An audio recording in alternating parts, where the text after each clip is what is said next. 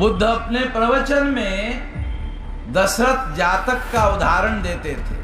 दशरथ जातक की कथा को चोरी करके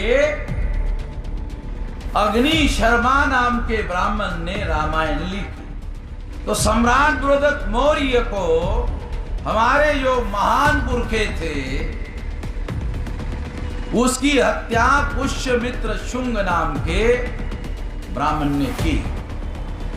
साथियों, ईसा पूर्व 185 में, ध्यान रखिए जो तारीख हम बता रहे हैं, ईसा पूर्व 185 में इस देश में सम्राट बृहदत्त मौर्य की हत्या हुई।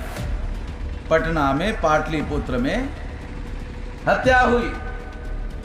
और ये चंद्रगुप्त के खानदान के, चंद्रगुप्त मौर्य के खानदान के और आखिरी सम्राट हमारे मूल निवासियों का, जब इस देश में और देश की सीमा में अफगानिस्तान, पाकिस्तान, ब्रह्मदेश, ये सारा शामिल था। इतना बड़ा विशाल भारत था। उस समय का मौर्य कालीन भारत का नक्शा ऐसा आता है पुराने भारत में, तो देख लो, पढ़ लो। तो सम्राट बृहदत्त मौर्य को हमारे जो महान पुरखे थे उसकी हत्या पुष्यमित्र शुंग नाम के ब्राह्मण ने की। और हत्या करने के बाद वहां से भाग गया और भागकर फैजाबाद के पास, अगर नहीं भागता तो उसको मार देते, तो फैजाबाद के पास 7 किलोमीटर अंतर पर आया और वहां अयोध्या नाम का नगर बसाया और अपनी राजधानी बनाई। तो उत्तर प्रदेश में इतिहास पढ़ाया जाता है कि अयोध्या का राजा पुष्यमित्र शुंग था। रामायण में लिखा है राम था। रामायण में लिखा है राम था। अग्नि शर्मा नाम का ब्राह्मण है, उसने रामायण लिखा बुद्ध के 800 साल बाद। बुद्ध अपने प्रवचन में दशरथ जातक का उदाहरण देते थे। दशरथ जातक, तो दशरथ जातक की कथा को चोरी करके अग्नि शर्मा नाम के ब्राह्मण ने रामायण लिखी। अग्नि शर्मा नाम के ब्राह्मण ने रामायण लिखी 800 साल बाद, बुद्ध के 800 साल बाद। नहीं तो ब्राह्मण क्या कहते हैं? ब्राह्मण क्या कहते हैं? रामायण कब लिखी? प्राचीन प्राचीन प्राचीन। अरे कितना प्राचीन है, कितना प्राचीन! बुद्ध से पहले का नहीं, बुद्ध से 800 साल बाद।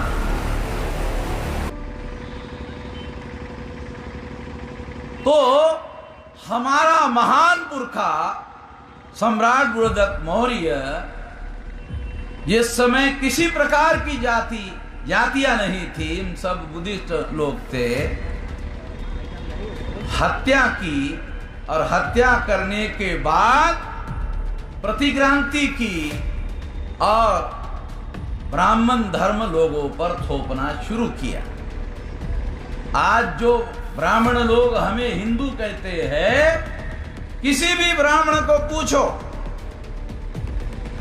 कि आपके धर्म का धर्म ग्रंथ कौन है? हिंदू धर्म का धर्म ग्रंथ कौन कौन है? तो कहता है वेद, श्रुति, स्मृति, पुराण, रामायण, महाभारत, गीता।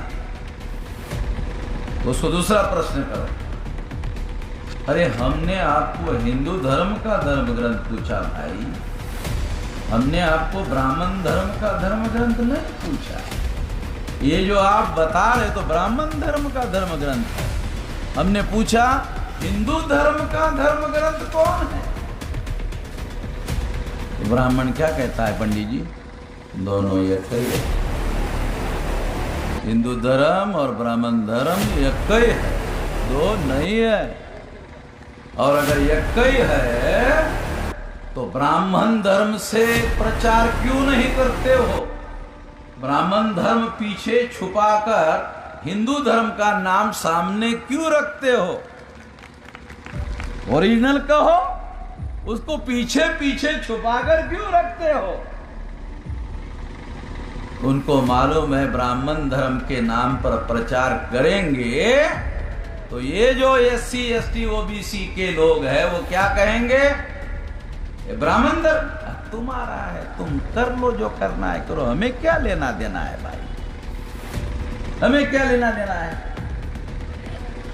तो ये सारे के सारे पिछड़े वर्ग के लोग 74.5% लोग एक ही झटके में अलग हो जाएंगे और 3.5% लोग बचेंगे। और 3.5% लोगों के आधार पर ग्राम पंचायत में पंच नहीं चुनवाया जा सकता। साला सरपंच कहां से बनेगा?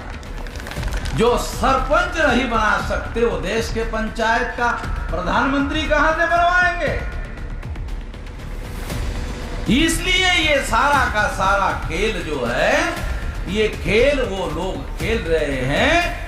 और पुष्यमित्र शुंग के द्वारा सम्राट बृहदत्त मौर्य की हत्या करने के बाद जाति व्यवस्था बनाई, अस्पृश्यता बनाई, आदिवासियों को जंगलों में रहने के लिए मजबूर किया, महिलाओं को दास बनाया और नॉमेडिक टाइप को बहिष्कृत किया और OBC के पिछड़े वर्ग के लोगों पर शूद्रत्व थोपा। कहते हैं हिंदुत्व मगर थोपा शूद्रत्व। तो ये सारा का सारा सम्राट बृहदत्त मौर्य की हत्या करने के बाद किया गया।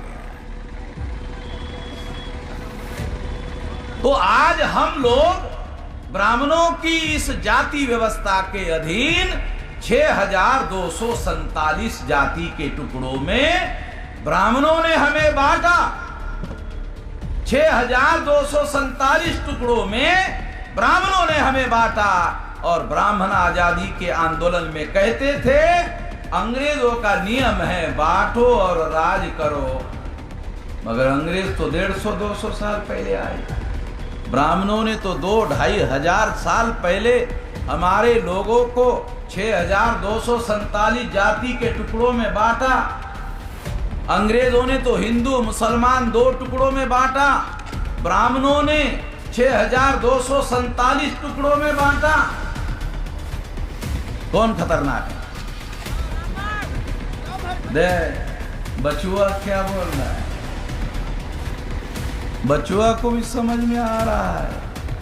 आ रही बचुआ को भी समझ में आ रही है। यही बात है।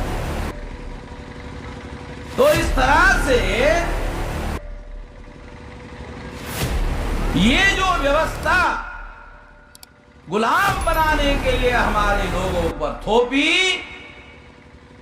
हम लोगों को इसमें बदलाव लाना है, परिवर्तन लाना है और इसलिए ये राष्ट्रीय परिवर्तन मोर्चा बनाया।